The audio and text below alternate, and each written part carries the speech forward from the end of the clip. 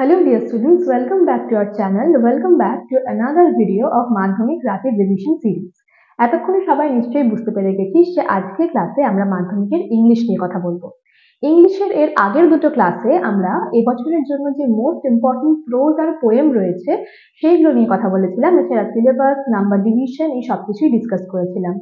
আজকের ক্লাসে কিন্তু আমরা যে রাইটিং পার্ট আমাদের পরীক্ষায় থাকে সেটা নিয়ে কথা বলবো। আমাদের পরীক্ষায় রাইটিং এ টোটাল থাকে হচ্ছে 30 মার্কস। এই 30 মার্কসের মধ্যে আমাদেরকে 3টে রাইটিং করতে হয়, যেগুলো কিন্তু প্রত্যেকটা 10 নাম্বারের হয়।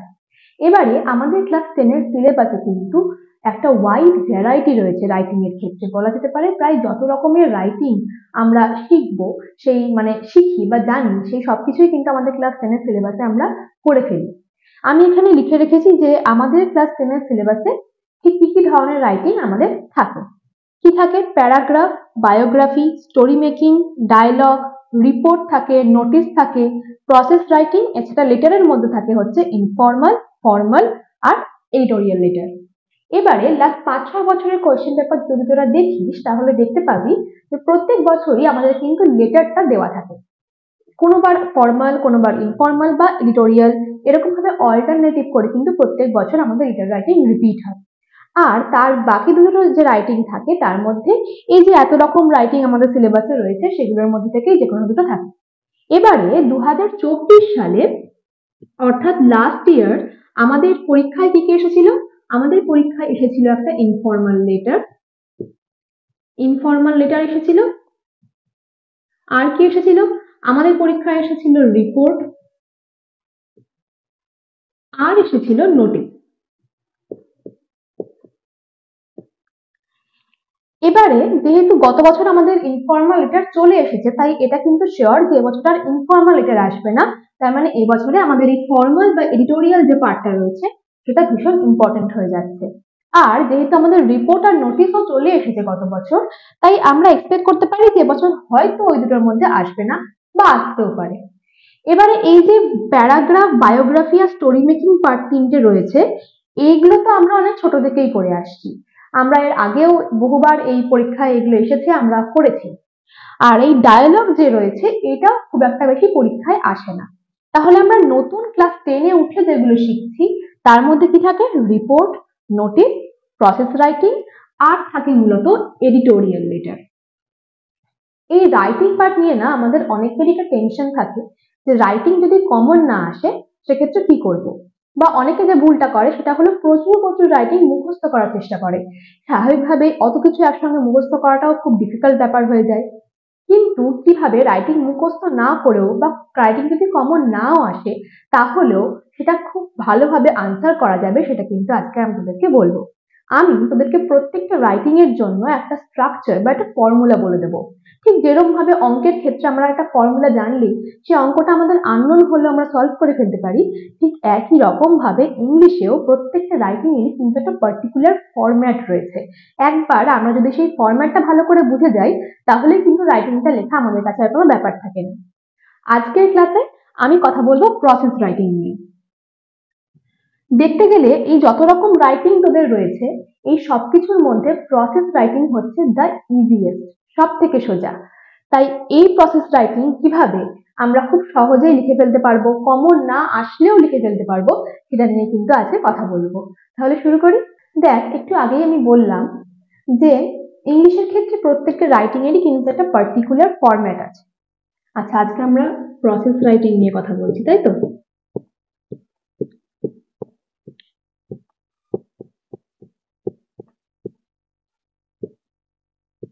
তো এই যে প্রসেস রাইটিং, এটারও কিন্তু একটা নির্দিষ্ট স্ট্রাকচার রয়েছে।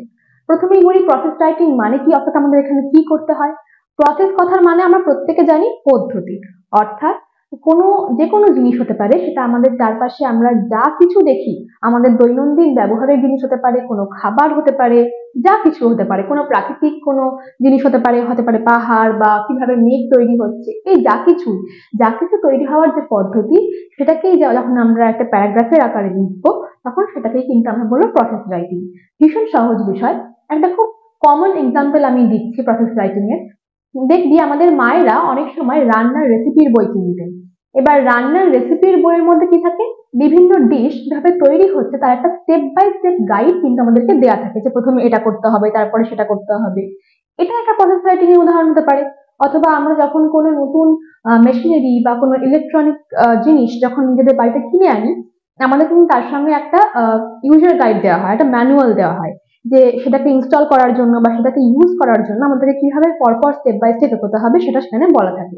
এই সবকিছুই কিন্তু আমরা একটা প্রসেস রাইটিং বলে ধরতে পারি। এবার আমি যেটা বলছিলাম, যে প্রসেস রাইটিং এরও কিন্তু একটা পার্টিকুলার ফরম্যাট রয়েছে। আর সেই ফরম্যাটটা তোরা যদি প্রত্যেকে বুঝে যাস, তাহলে তোদের যে বিষয়ের ওপরেই প্রসেস রাইটিং করতে দিক না কেন, তোরা খুব ইজিলি সেটা করে ফেলতে পারবি। দেখ, আমাদের কোশ্চেনে কিন্তু প্রথমেই বলে দেওয়া থাকবে যে কোন বিষয়ের প্রসেস সম্পর্কে আমাদেরকে লিখতে হবে। হতে পারে সেটা ম্যাঙ্গো পিকল বা আমের আচার, হতে পারে সেটা পেপার, সেটা ক্লাউড ফর্মেশন বা কিভাবে মেঘ তৈরি হচ্ছে সেটা হতে পারে, বিল্ডিং তৈরি হতে পারে, এছাড়া আরো বিভিন্ন যে খাবার দাবার রয়েছে সেটা হতে পারে, ফিনাইল কিভাবে তৈরি হয় সেটা হতে পারে, বিভিন্ন জিনিস হতে পারে। তো প্রথমেই কিন্তু আমাদের দেওয়া থাকবে যে কোন বিষয়ের ওপরে আমাদেরকে প্রসেসটা লিখতে হবে। আমাদের প্রথম যেটা কাজ হবে, স্টেপ 1 যেটা হবে, সেটা হলো ম্যাক্সিমাম 2 থেকে 3 লাইনের একটা ইন্ট্রোডাক্টরি সেন্টেন্স সেই জিনিসটা সম্পর্কে বলা। তার মানে কি, ধরা যাক আমাদেরকে বলা হয়েছে যে ফিনাইলের যে প্রসিডিওর হয় সেটার উপরে লিখতে দেওয়া হয়েছে, ঠিক আছে। এবার যে রিডার, তাকে প্রথমেই আমি কি করবো, ফিনাইল জিনিসটা কি সেটা সম্পর্কে একটা খুব প্রাথমিক ধারণা তাকে আমি দেব। কি লিখতে পারি, যে ফিনাইল হচ্ছে একটা হাইজেনিক সাবস্টেন্স যেটা দিয়ে আমরা জিনিসপত্র ক্লিন করি, which is used to clean floors or bathrooms, toilets, আমরা এরকম করে লিখবো, ঠিক আছে। তার মানে, এবং সেই যে এই যে ইন্ট্রোডাকশনটা আমরা দেবো সেটা ম্যাক্সিমাম 2 থেকে 3 লাইন যথেষ্ট। প্রথম কাজ তাহলে কি হবে, আমাদেরকে যে বিষয়ের ওপরে প্রসেসটা লিখতে দেওয়া হবে আমরা সেই বিষয় সম্পর্কে খুব বেসিক একটা ধারণা যাতে রিডার পায়, সেই জন্য ম্যাক্সিমাম 2 থেকে 3 লাইনের মধ্যে সেটা সম্পর্কে আমরা একটু বলবো। এবার ধরা যাক সেটা একটা ম্যাঙ্গো পিকল সম্পর্কে আমাদেরকে লিখতে দিল, তাহলে ম্যাঙ্গো পিকল কি, আমরা প্রত্যেকেই আমের আচার খেয়েছি তাই জানি খুব ভালো করে। আমরা লিখতে পারি যে mango pickle is one of the delicious food items, খুব টেস্টি একটা ফুড আইটেমস গুলোর মধ্যে একটা, জাস্ট এইটুকুনি যথেষ্ট। তাহলে প্রথম আমাদের যেটা কাজ হবে, যে আমাদেরকে যে বিষয়ের উপর লিখতে বলা হবে প্রসেস, আমরা সেই জিনিসটা সম্পর্কে একটা প্রাথমিক ধারণা রিডারকে দেব, এবং তার জন্য আমাদের কি করতে হবে, 2 থেকে 3 লাইনের মধ্যে ম্যাক্সিমাম আমাদেরকে একটা ইন্ট্রোডাকশন লিখতে হবে। ঠিক তারপরে যেই আমরা ইন্ট্রোডাকশনটা লিখে ফেলবো, তারপরে আমরা একটা পার্টিকুলার লাইন লিখবো, এবং এই যে লাইনটা আমি এখন লিখবো সেটা কিন্তু প্রত্যেকটা প্রসেস রাইটিং এর জন্যই অ্যাপ্লিকেবল। কি লিখবো দেখে নিই, লিখবো it is very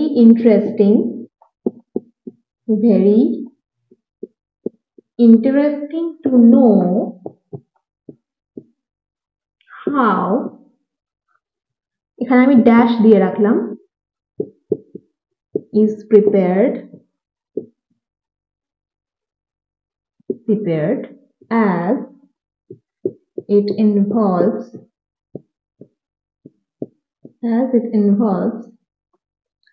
a number of interconnected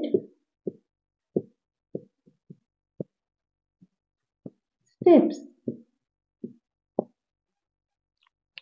এই যে লাইনটা আমি এখানে লিখলাম, কি লিখলাম, it is very interesting to know how dash is prepared. এখানে আমি ড্যাশ কেন দিয়েছি, এই ড্যাশের জায়গায় আমাদেরকে যে বিষয়ের উপরে প্রসেসটা লিখতে বলা হবে আমরা সেটা লিখবো। Dash is prepared as it involves a number of interconnected steps. তার মানে কি, যে ধরা যাক আমরা ম্যাঙ্গো পিকলকেই ধরে নিলাম, যে তাহলে এখানে আমি ড্যাশের জায়গায় ম্যাঙ্গো পিকলস লিখবো। তার মানে যে এই ম্যাঙ্গো পিকল কিভাবে তৈরি হয় সেটা জানাটা কিন্তু খুব ইন্টারেস্টিং। কেন, তার কারণ এই প্রসিডিওরের মধ্যে কিন্তু এক বা একাধিক ইন্টারকানেক্টেড স্টেপস রয়েছে। তার মানে কি, পরস্পরের সঙ্গে সম্বন্ধযুক্ত একাধিক স্টেপ স্টেপের মাধ্যমে একাধিক পর্যায়ের মাধ্যমে কিন্তু এই ম্যানগ্রোভ তৈরি হয়। এটাই হচ্ছে এই লাইনটার মানে, এবং এই লাইনটা আমরা প্রত্যেকটা প্রসেস রাইটিং এর ক্ষেত্রে ইউজ করব। আমরা যেই প্রথম ইন্ট্রোডাকশনটা দেব, সেই ইন্ট্রোডাকশনের পরবর্তী লাইনই হবে আমাদের এইটা। কি লিখবো? It is very interesting to know how dash is prepared. এই ড্যাশের জায়গায় আমাদেরকে যেটা বলে দেওয়া থাকবে, সেটা যাই বলে দেওয়া থাকুক, আমরা সেই ড্যাশের জায়গাটা লিখবো, এবং তারপরে কি লিখবো? Is prepared as it involves a number of interconnected steps.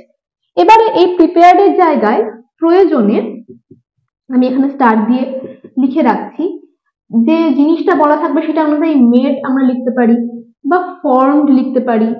Building এর ক্ষেত্রে আমরা যেমন লিখবো যে কনস্ট্রাক্টেড, কারণ আমরা জানি কনস্ট্রাকশন, সেটারই ভার্ব ফর্ম আমরা ইউজ করব কনস্ট্রাক্টেড। ঠিক আছে। স্টেপ 3,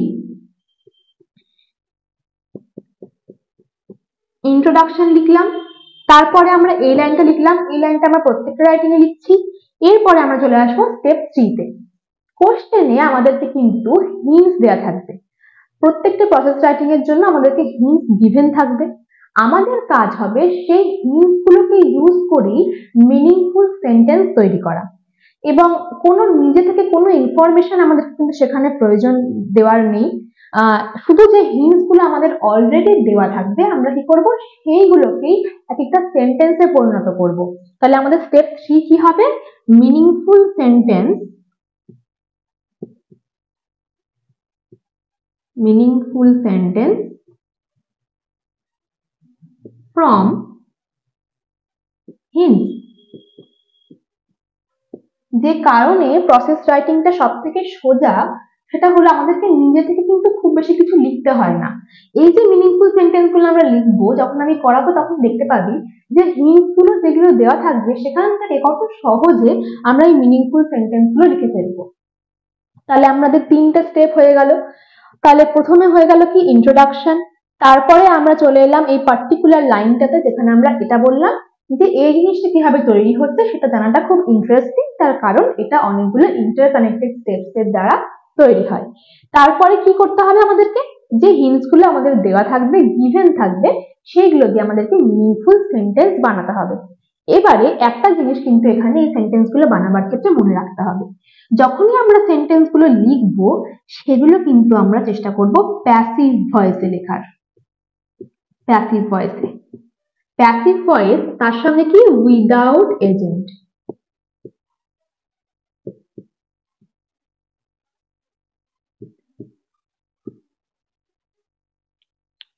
তার মানে কি? আমরা প্রত্যেকেই ভয়েস চেঞ্জ করেছি, অ্যাক্টিভ ভয়েস, প্যাসিভ ভয়েস। যখন আমরা প্রসেসিং করব, যখন আমরা প্রসেস রাইটিং লিখব, তখন কিন্তু প্রত্যেকটা সেন্টেন্স আমরা লিখবো হচ্ছে passive ভয়েসে।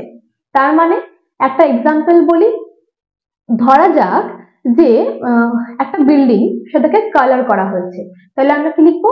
The building is coloured without agent, by সেটা লেবার্স হোক কি যাই হোক, আমার দেখে দরকার নেই, দ্য বিল্ডিং কালার্ড এই অবধি লিখে আমি ছেড়ে দেবো।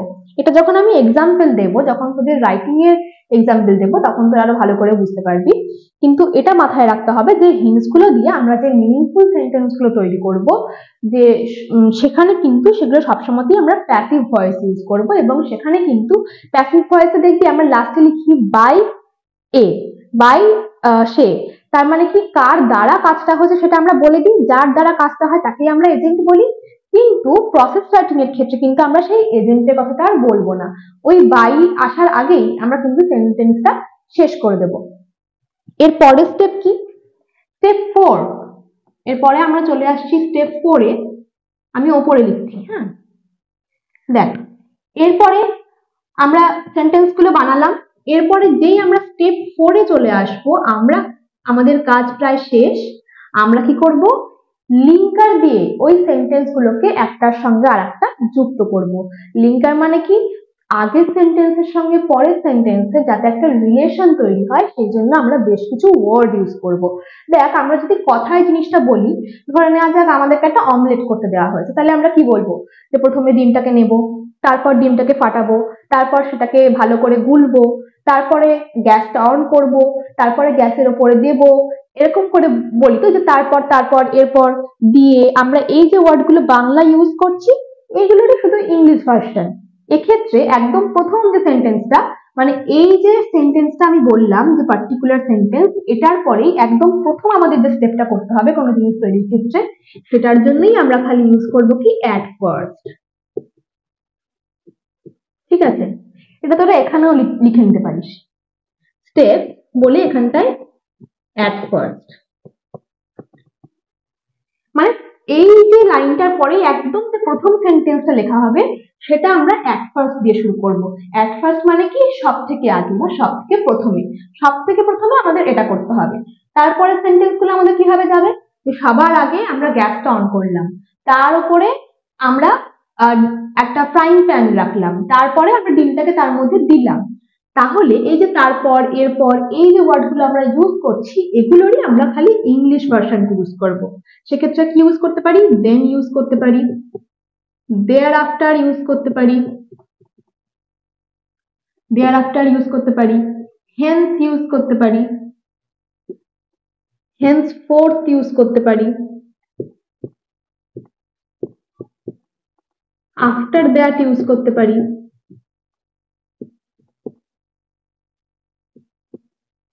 এরকমই বিভিন্ন লিঙ্কার যেগুলোর মানে প্রকৃতপক্ষে ওই তারপর দিয়ে এরপর এইগুলো বোঝাতে কিন্তু আমরা এই যে লিঙ্কার গুলো রয়েছে এইগুলোকে ইউজ করব। এগুলোকে ইউজ করে আমাদের কাজ হবে এই যে হিন্টস গুলো দিয়ে আমরা মিনিংফুল সেন্টেন্স গুলো তৈরি করেছি সেই প্রত্যেকটা সেন্টেন্সের আগে একদম প্রথমে আমরা এই লিঙ্কার গুলো বসাবো, আর এর ফলে কি হবে সেই প্রত্যেকটা সেন্টেন্সের মধ্যে একটা রিলেশন তৈরি হবে। তার মানে আগের সেন্টেন্সটা থেকে আমরা যে পরের সেন্টেন্সটাই এলাম সেটা কিন্তু স্পষ্ট হবে। এবার স্টেপ 4 আমাদের কমপ্লিট। যে স্টেপ 4 আমাদের হয়ে গেল, এরপরে আমাদের চলে আসে হচ্ছে লাস্ট স্টেপ অর্থাৎ স্টেপ 5।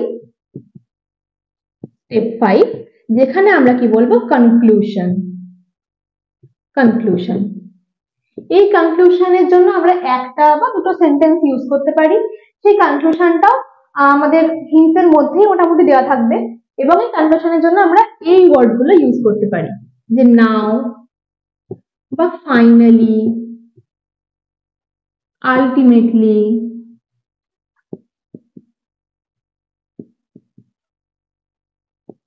সবগুলো কিন্তু একটা সেন্টেন্স ইউজ হবে না। মানে ধর গোটাটা আমাদের লেখা হয়ে গেল, এবারে আমরা লিখতে পারি কি, now the building is ready, finally the omelette is ready to be served.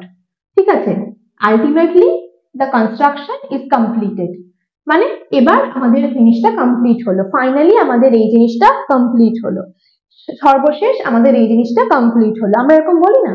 সেজন্য আমরা কনক্লুশনে যে সেন্টেন্সটা লিখবো সেগুলোর ক্ষেত্রে আমরা নাও, ফাইনালি, আলটিমেটলি এই ধরনের লিঙ্কার গুলো ইউজ করতে পারি। তাহলে এই পরপর স্টেপ যদি আমরা ফলো করি তাহলেই কিন্তু আমরা দেখবো যে আমাদের গোটা যে প্রসেস রাইটিং সেটা কিন্তু কমপ্লিট হয়ে গেছে। আমি আবার একবার স্টেপগুলো রিপিট করি। তাহলে আমাদের প্রথম স্টেপ কি ছিল, যে আমাদেরকে যে বিষয়ের উপরে প্রসেসটা লিখতে দেওয়া হবে আমরা সেইটা সম্পর্কে ম্যাক্সিমাম 2 থেকে 3 লাইনের মধ্যে একটা ইন্ট্রোডাকশন দেব, যাতে রিডার যে পড়ছে সে যাতে বুঝতে পারে যে সে কিসের প্রসেস পড়তে চলেছে। হয়ে গেল ইন্ট্রোডাকশন। তারপরে আমরা একটা বাঁধা ধরা লাইন এখানে লিখে দিয়েছি, এবং প্রত্যেকটা প্রসেসের ক্ষেত্রেই কিন্তু এই লাইনটা অ্যাপ্লিকেবল। প্রত্যেকটা প্রসেস রাইটিং এর ক্ষেত্রে ইন্ট্রোডাকশনের পরেই আমরা এটি ইউজ করব। লাইনটা কি, it is very interesting to know how dash is prepared. এই ড্যাশের জায়গায় আমাদেরকে কোশ্চেনে যেটা বলে দেওয়া থাকবে আমরা সেটা লিখবো, as it involves a number of interconnected steps at first বলে এবার আমরা লেখা শুরু করব। এই লাইনটার পরে প্রথম যে সেন্টেন্সটা আমরা লিখবো হিন্টস থেকে নিয়ে, তার আগে আমরা অ্যাট ফার্স্ট ওয়ার্ডটা ইউজ করে নেব, দিয়ে এবার আমাদের লেখা শুরু হবে। স্টেপ 3 কি আসছে, এই লাইনটা লেখার পরে আমাদের মূল যে কন্টেন্ট বা বডি আমরা সেটা লেখা শুরু করছি আমাদের রাইটিং এ, এবং সেটার জন্য আমাদের কি করতে হবে, আমাদেরকে যে হিন্টস গুলো দেওয়া থাকবে সেগুলোর সাহায্য নিয়ে মিনিংফুল সেন্টেন্স তৈরি করতে হবে, এবং সেই সমস্ত সেন্টেন্স কিন্তু আমরা লিখবো হচ্ছে প্যাসিভ ভয়েসে। প্যাসিভ ভয়েসে লিখবো, আর কি মাথায় রাখতে হবে, যে এই যখন আমরা সেন্টেন্স গুলো লিখবো তখন কিন্তু আমাদের এজেন্ট সেখানে উপস্থিত থাকবে না। মানে আমরা যখন ভয়েস চেঞ্জ করে লিখছি তখন বাই ড্যাশ বাই সামওয়ান আমরা জানি না যে কে করবে। তার মানে ওই যে প্রসেসটা আমরা লিখছি সেটা পড়ে কে সেই প্রসেসটা ফলো করে কাজটা করবে সেটা তো আমরা জানি না, রিডার কে সেটা তো আমরা জানি না। এই বাই ড্যাশটা আমরা ছেড়ে রেখে দিলাম, ঠিক আছে। সেটা যে নিজে আমরা ধরে নেবো, আমরা যে যখন সেই কাজটা করব, যে যখন সেই প্রসেসটা ফলো করব, তখন সেটা আমরা নিজে, তাই বাই ড্যাশ ওটা আমরা ছেড়ে রেখে দেবো। এজেন্ট বাদে প্যাসিভ ভয়েসে আমরা হিন্টস থেকে মিনিংফুল সেন্টেন্স বানাবো। তারপরে আমরা কি করব, স্টেপ 4, তারপরে আমরা সেই সেন্টেন্স গুলোকে লিঙ্কার অ্যাড করব। সেই সেন্টেন্স গুলো প্রত্যেকটার সামনে আমরা লিঙ্কার দেব এবং সাজিয়ে লিখবো, যার ফলে কি হবে, প্রত্যেকটা সেন্টেন্সের মধ্যে একটা রিলেশন তৈরি হবে, একটা লিঙ্ক তৈরি হবে। তারপর যখন আমরা একদম লাস্ট যে লাইন সেখানে চলে আসবো, আমাদের প্রসেস রাইটিং এর একদম লাস্টে চলে আসবো, অর্থাৎ কনক্লুশন বা উপসংহারে চলে আসবো। এবার যখন জিনিসটা রেডি হয়ে গেছে ফাইনালি, এই দেখ ফাইনালি আমার আবার মুখ দিয়ে বেরিয়ে এলো, তখন আমরা এই ওয়ার্ড গুলোকে ইউজ করবো যে now the thing is ready, finally the building is ready to leave. এরকম ভাবে আমরা নাও, ফাইনালি, আলটিমেটলি এই ওয়ার্ড গুলো ইউজ করে কিন্তু আমাদের প্রসেস রাইটিংটা কমপ্লিট করবো, আমরা কনক্লুড করব। আশা করি কারোর বুঝতে কোনো অসুবিধা হয়নি। এই অবধি প্রত্যেকের কাছে ব্যাপারটা ক্লিয়ার হয়েছে আই গেস। এরপরে আমি তোদেরকে একটা এক্সাম্পলের মাধ্যমে দেখাবো যে কিভাবে এই প্রসেসগুলো ফলো করে আমরা একটা প্রসেস রাইটিং কমপ্লিট করব। তাহলে শুরু করি। দেখ, আমাদের যে ক্লাস 10 এর টেক্সট বই রয়েছে অর্থাৎ গ্লিস, সেখানে লেসন 3 তে আমাদেরকে একটা প্রসেস রাইটিং দেওয়া রয়েছে, আর সেটা কিন্তু আমাদেরকে বিল্ডিং কনস্ট্রাকশন সম্পর্কে লিখতে বলা হয়েছে, তাই তো। বিল্ডিং কনস্ট্রাকশন মানে কি, কিভাবে একটা বিল্ডিং তৈরি হয়। তো আমি এই প্রসেসটা অলরেডি লিখে রেখেছি, সেটাই তো তোরা দেখতে পাবি স্ক্রিনে। আর আমি সেটাকে একটু এক্সপ্লেন করে দিচ্ছি যে কিভাবে আমি একটু আগে যে স্টেপস গুলো বললাম সেই স্টেপস গুলো ফলো করেই আমি এই রাইটিংটা কমপ্লিট করেছি। দেখ, প্রথমেই আমি কি বলেছিলাম যে স্টেপ 1 এ কি করতে হবে, যে আমাদেরকে যে বিষয়ের উপরে প্রসেসটা লিখতে দেওয়া হবে সেটা সম্পর্কে 2-3 লাইনের মধ্যে আমাদেরকে একটা ইন্ট্রোডাকশন বলতে হবে। এখানেও আমি তাই করেছি। আমি কি লিখেছি, the journey of transforming a vacant plot into a functional building requires careful planning, precise execution and attention to detail. We often get amazed by witnessing skyscraping buildings but rarely think about the process. দুটো line আমি এখানে introduction হিসেবে use করেছি, এবং দুটো লাইনের মানে কি, প্রথম লাইনে আমি বলেছি যে কোনো একটা ফাঁকা জমিকে বিল্ডিং এ পরিণত করার জন্য কিন্তু কি কি প্রয়োজন হয়, একটা খুব যত্ন করে তৈরি করা একটা পরিকল্পনা লাগে, একটা প্ল্যানিং লাগে। এছাড়া কি লাগে, সেই যে প্ল্যানিং সেটাকে কার্যকরী করে তুলতে হয় খুব ভালোভাবে। এছাড়া প্রত্যেকটা ডিটেইলের প্রতি কিন্তু আমাদেরকে ভালোভাবে অ্যাটেনশন দিতে হয়। তারপরের লাইনে আমি কি বলেছি, যে আমরা কিন্তু প্রায়শই যে গগনচুম্বী বিল্ডিং গুলো রয়েছে সেগুলো দেখে খুব অভিভূত হয়ে যায়, কিন্তু আমরা খুব একটা ভাবি না যে কিভাবে এত বড় বড় বিল্ডিং গুলো তৈরি হলো, এগুলো তৈরি করতে কত সময় লেগে থাকতে পারে, সেগুলো নিয়ে আমরা খুব একটা ভাবি না। তো এই দুটো লাইন আমি এখানে ইন্ট্রোডাকশন হিসেবে ইউজ করেছি। আমি কিন্তু বলেছিলাম যে ম্যাক্সিমাম 2 থেকে 3টে লাইন ইউজ করলেই হবে, এবং দেখ আমি কিন্তু ঠিক দুটো লাইন এখানে ইউজ করেছি। এবার এটা আমি আমার মতন করে লিখেছি, এটাকে তোরা আরো সোজা করে চাইলে বা নিজেদের মনের মতন করে সাজিয়ে নিয়ে লিখতে পারিস। এর পরের স্টেপে, স্টেপ 2 তে আমি বলেছিলাম যে ওই ইন্ট্রোডাকশনের 2 বা 3টে লাইনের পরেই কিন্তু আমরা একটা পার্টিকুলার লাইন লিখবো, সেটাই কিন্তু আমি এখানে আবার লিখেছি। দেখ, একটা থার্ড ব্র্যাকেটের মধ্যে লাইনটা রয়েছে, সেটা হচ্ছে কি, it is very interesting to know how a building is constructed as it involves a number of interconnected steps one after another. লাইনটা মানে আমি তোদেরকে আগেই বলে দিয়েছি, সেই লাইনটাই কিন্তু আমি এখানে ইন্ট্রোডাকশনের ঠিক পরে ইউজ করেছি, যেরকমটা আমি বলেছিলাম। এরপরে আমি একটা প্যারা জাম্প করেছি। আমি তারপরে কি বলেছিলাম, যে ওই যে লাইনটা আমরা লিখবো তারপরে প্রথম যে সেন্টেন্সটা আমরা লিখবো, অর্থাৎ যে কোনো প্রসেসিং শুরু করার যে একদম প্রথম স্টেপ, সেটাকে বোঝানোর জন্য আমরা সেন্টেন্সের প্রথমে ইউজ করব অ্যাট ফার্স্ট। এক্ষেত্রে আমি ফার্স্ট অফ অল ইউজ করেছি, দেখ আমি আন্ডারলাইন করে রেখেছি, ফার্স্ট অফ অল ইউজ করেছি, যার মানে হচ্ছে সবার প্রথমে বা সবার আগে। তাহলে এবারে কি করতে হবে, আমাদের যে হিন্টস গুলো দেওয়া রয়েছে সেই হিন্টস গুলোকে ইউজ করে আমি মিনিংফুল সেন্টেন্স বানাবো। আর কি করব, সেই সেন্টেন্স গুলো আমি খেয়াল রাখবো যেন প্যাসিভ ভয়েসে হয়, উইদাউট এজেন্ট। তাহলে প্রথম আমাদের হিন্ট ছিল যে drawing of a plan of the building by the architect. এখানে যেহেতু আমাদের প্রশ্নেই এজেন্ট দিয়ে দিয়েছে, বাই দ্য আর্কিটেক্ট লিখে দিয়েছে, তাই এক্ষেত্রে কোনো অসুবিধা নেই, এক্ষেত্রে আমিও সেটা মেনশন করব। তাহলে একদম প্রথম লাইন আমি একদম এই হিন্টটাকে ইউজ করেই লিখেছি, যে first of all the drawing of a plan of the building is to be provided by the architect. একদম সেম জিনিস আমি কিন্তু এখানে লিখেছি। তারপরের লাইনে এবার আমি কি বলেছিলাম, যে প্রসেস রাইটিং এর সময় প্রত্যেকটা লাইন আগের লাইনের সঙ্গে পরের লাইনে যাতে আমাদের একটা রিলেশন তৈরি হয়, একটা লিঙ্ক তৈরি হয়, সেই জন্য আমরা ইউজ করি লিঙ্কিং ওয়ার্ডস। এই লিঙ্কিং ওয়ার্ডস হিসাবে আমরা then, thereafter, hence, henceforth, after that এই ধরনের ওয়ার্ডগুলো ইউজ করে থাকি। এখানে দেখ আমি কিন্তু প্রথম সেন্টেন্সটার জন্য যে লিঙ্কিং ওয়ার্ড ইউজ করেছি সেটা হচ্ছে দেন, তার মানে কি তারপর। আমাদের পরের হিন্ট কি দেওয়া ছিল, getting the plan sanctioned by the corporation or municipal authorities. আমি সেই হিন্টকে ফলো করে কি লিখলাম, then it has to be sanctioned by the corporation or municipal authorities. It কি, ইট হচ্ছে ওই যে প্ল্যান, যে বিল্ডিং এর যে ড্রয়িং, সেটাকে আমি এখানে ইট বলেছি, যেহেতু আগের লাইনেই আমি সে কথাটা বলে দিয়েছি, ওই জন্য আমি এখানে ইট ইউজ করতে পেরেছি। তাহলে আমাদের সেকেন্ড লাইন কমপ্লিট। এর পরের লাইনে আমরা আবার একটা লিঙ্কার ইউজ করব। প্রত্যেকটা লাইনে আমরা চেষ্টা করব একটু ডিফারেন্ট লিঙ্কার ইউজ করতে, যাতে জিনিসটা শুনতে ভালো লাগে। ঠিক আছে, পরের লাইনে দেখ আমি লিখেছি, after that the construction starts with bricks, cement and sand, engaging masons and labourers. আমাদের এখানে হিন্টস দেওয়া ছিল এনগেজিং ম্যাশনস অ্যান্ড লেবারার্স, আর তার পরের হিন্টে আমাদের ছিল starting the construction with bricks, cement and sand. আমি যেটা করেছি সেটা হলো এই দুটো হিন্টকে কিন্তু আমি একসঙ্গে জুড়ে দিয়েছি। প্রয়োজন মতো কিন্তু তোরাও তাই করতে পারিস। যদি মনে হয় দুটো হিন্টকে জুড়ে দিয়ে আমরা একটা কমপ্লিট সেন্টেন্স কিন্তু গঠন করতেই পারি। তাহলে এখানে আমি যে সেন্টেন্সে লিখেছি তার মানে কি, তার মানে হলো যে মিস্ত্রিদেরকে সেই কাজে ইনভলভ করলাম, আমরা কনস্ট্রাকশনের কাজে ইনভলভ করলাম এবং কনস্ট্রাকশনটা শুরু হয়ে গেল কি কি ইউজ করে, ইট, সিমেন্ট আর বালি, ব্রিক, সিমেন্ট অ্যান্ড স্যান্ড। তাহলে এই পর্যন্ত আশা করি ক্লিয়ার হয়েছে।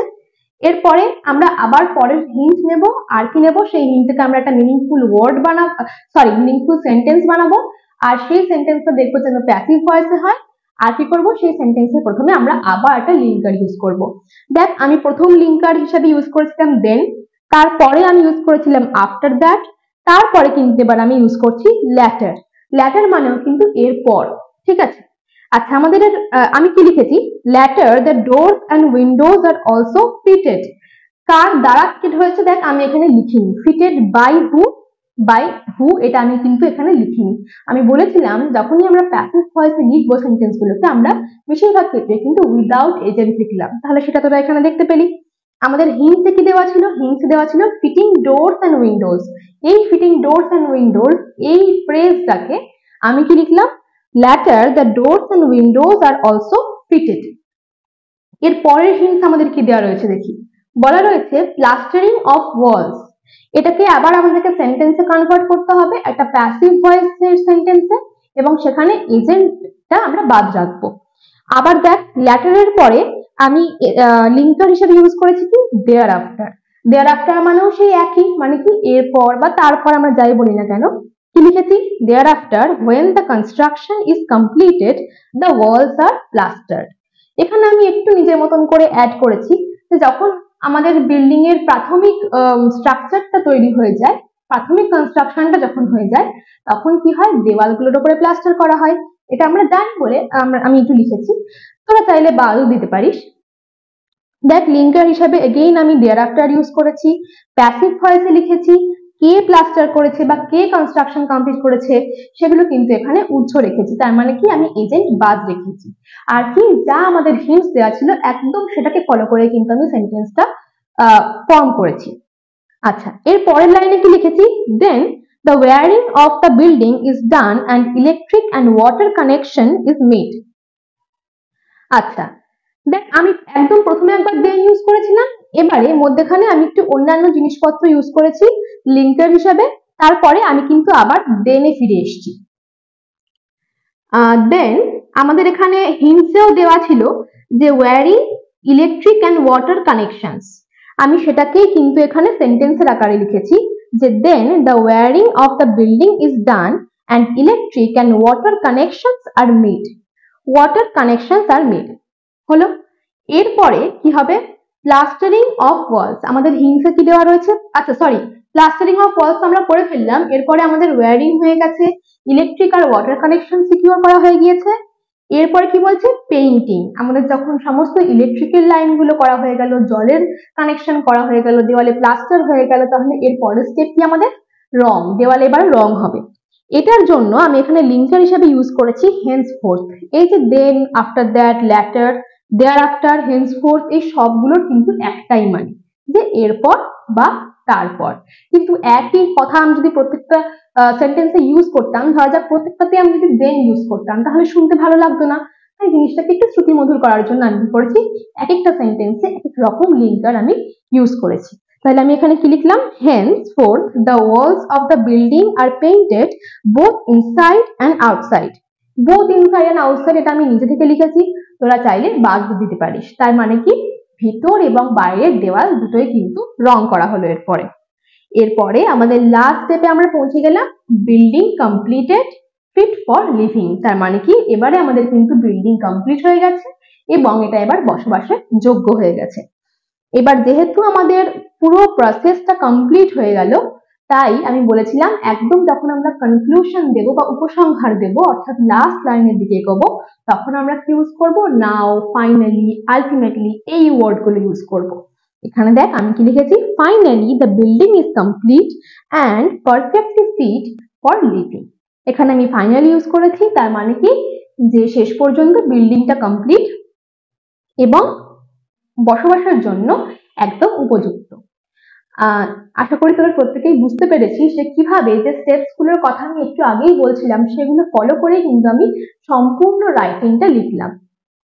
এটা আমি তোদের ক্লাসমেটের যে পিডিএফ দেব সেখানে তোরা পেয়ে যাবি।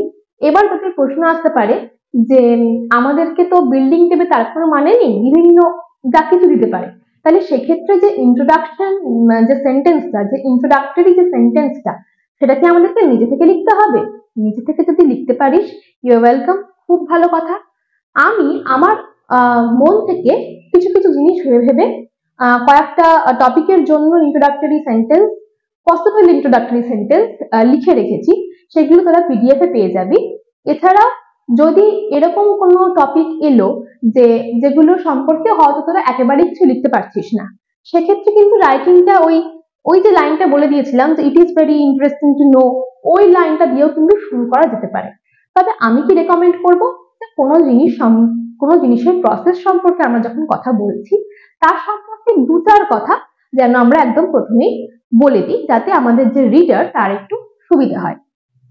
তাহলে আজকের ক্লাসে আমরা কি করলাম, আমরা প্রসেস রাইটিং সম্পর্কে পড়লাম, কিভাবে একটা পার্টিকুলার ফরম্যাটে আমরা প্রসেস রাইটিং করতে পারি সেটা সম্পর্কে জানলাম। আর তার সঙ্গে আমরা কি করলাম, আমাদের টেক্সট বইয়ে যে প্রসেস রাইটিং দেওয়া ছিল সেটার আনসারটাও কিন্তু আমরা দেখলাম। আমি তোদের ক্লাসমেটের পিডিএফ এ এই আজকে যা কিছু পড়ালাম সেইগুলো এবং আরো কিছু সম্ভাব্য প্রসেস রাইটিং এর যে ইন্ট্রোডাক্টরি লাইন সেইগুলো তোদেরকে প্রোভাইড করে দেবো। আমাদের ভিডিওর নিচে আমাদের হোয়াটসঅ্যাপ চ্যানেলের লিংক দেওয়া রয়েছে, তোরা সেখানে জয়েন করলে কিন্তু সেই পিডিএফটা পেয়ে যাবি। আজকের ক্লাস এতদূর পর্যন্তই। Stay tuned for more such content. দেখা হচ্ছে পরের ক্লাসে। Thank you.